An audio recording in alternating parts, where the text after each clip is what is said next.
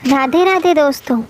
भाद्रपद माह की कृष्ण पक्ष की एकादशी को अजा एकादशी के नाम से जाना जाता है। पद्म पुराण में अजा एकादशी को बहुत ही पुण्य फलदायी बताया गया है। इस एकादशी का महत्व इसलिए भी अधिक बढ़ जाता है क्योंकि यह जन्माष्टमी से 4 दिन बाद आती है।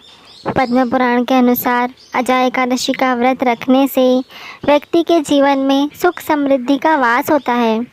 साथ ही इस दिन व्रत रखने से व्यक्ति के जीवन में सुख समृद्धि और मोक्ष की प्राप्ति होती है। साथ ही व्यक्ति के सभी पापों से मुक्ति मिल जाती है। आइए जानते हैं अजा एकादशी की व्रत की तारीख, महत्व और मुहूर्त। अजा एकादशी का मुहूर्त। अजा एकादशी तिथि का आरंभ 28 अगस्त को मध्य रात्रि 1:20 पर हो रहा है। अजा एकादशी तिथि का समापन 29 अगस्त की मध्य रात्रि 1:38 पर होगा। उदया तिथि में एकादशी तिथि 29 अगस्त को होने के कारण अजा एकादशी का व्रत 29 अगस्त को ही रखा जाएगा। 29 अगस्त को 2 शुभ योग भी बन रहे हैं। पहला सिद्धि योग और दूसरा सर्वार्थ सिद्धि योग।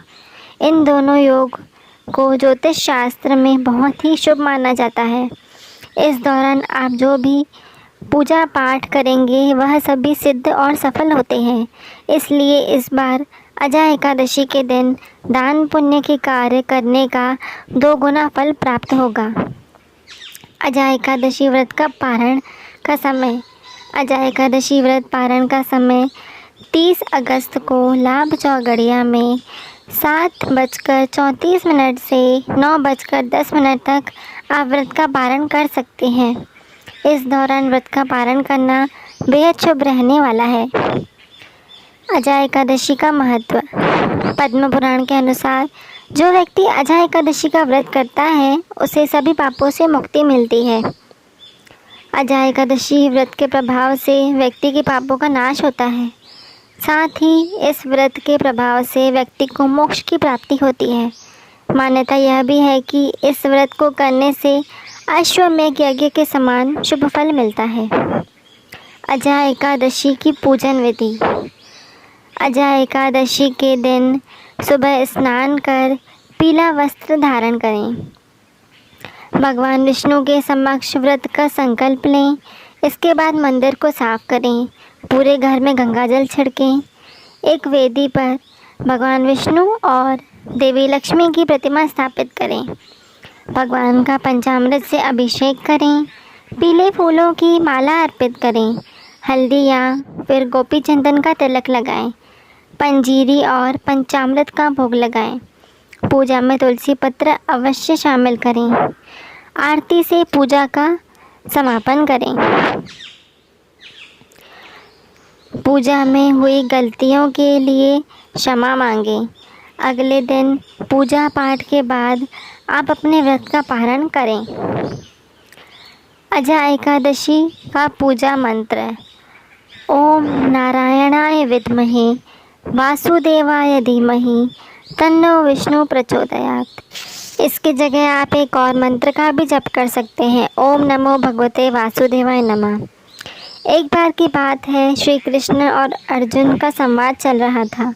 अर्जुन ने कहा, हे पुंडरीकाक्ष, अब आप कृपा करके मुझे भाद्रपद माह के कृष्ण पक्ष की एकादशी के विषय में भी बताइए। इस एकादशी की कथा क्या है, इसका नाम क्या है, इसके बारे में आप मुझे विस्तार से बताइए। श्री कृष्ण ने कहा, हे कुंती पुत्र, भाद्रपद माह के कृष्ण पक्ष की एकादशी को अजा एकादशी कहते हैं। इसका व्रत करने से सभी पाप नष्ट हो जाते हैं। इस लोक और परलोक में मदद करने वाली इस एकादशी के व्रत के समान संसार में कोई दूसरा व्रत नहीं है।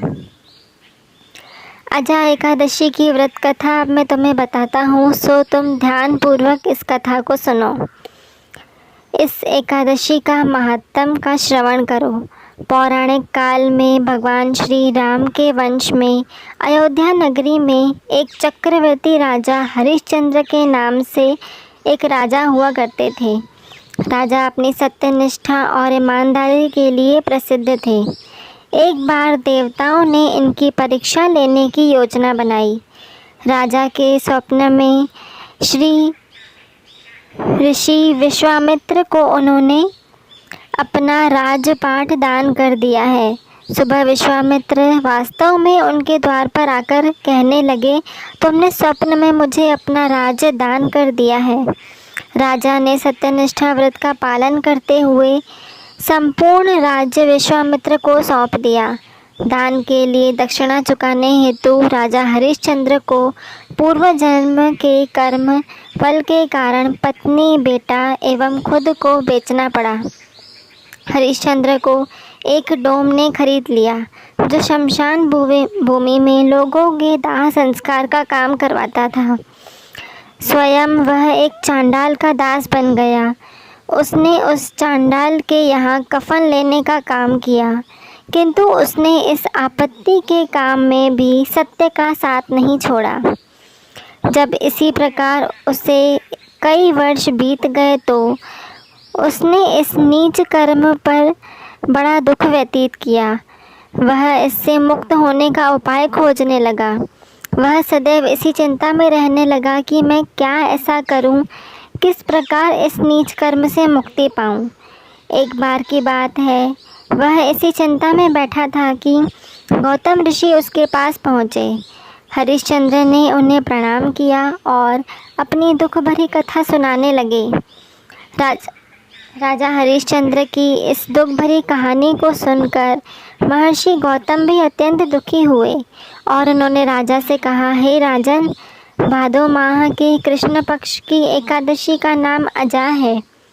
तुम उस एकादशी का विधान पूर्वक व्रत करो तथा रात्रि को जागरण करो। इससे तुम्हारे सभी पाप नष्ट हो जाएंगे। महर्षि गौतम इतना कहकर वहाँ से अलोप हो गए।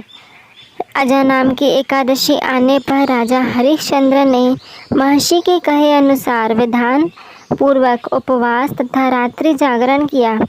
इस व्रत के प्रभाव से राजा के सभी पाप नष्ट हो गए। उस समय स्वर्ग में नगाड़े बजने लगे तथा पुष्पों की वर्षा होने लगी। उन्होंने अपने सामने ब्रह्मा, विष्णु, महेश तथा देवेंद्र आदि देवताओं को खड़ा पाया।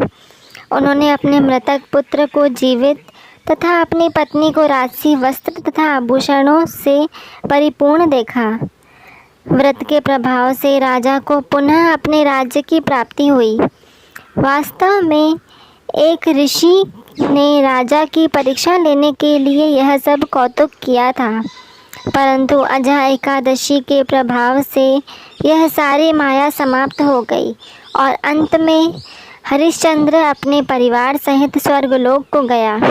हे राजन, यह सब अजा एकादशी के व्रत का प्रभाव था। जो मनुष्य इस उपवास को विधान पूर्वक करते हैं तथा रात्रि जागरण करते हैं, उनके सभी पाप नष्ट हो जाते हैं और अंत में वे स्वर्ग को प्राप्त होते हैं। इस एकादशी व्रत की कथा के श्रवण मात्र से ही अश्वमेध यज्ञ के फल की प्राप्ति हो जाती है। जय श्री हरि। अधिक जानकारी के लिए आप हमारे चैनल से जुड़े रहें और आप हमारे चैनल को लाइक, शेयर और सब्सक्राइब करें। जय श्री कृष्ण।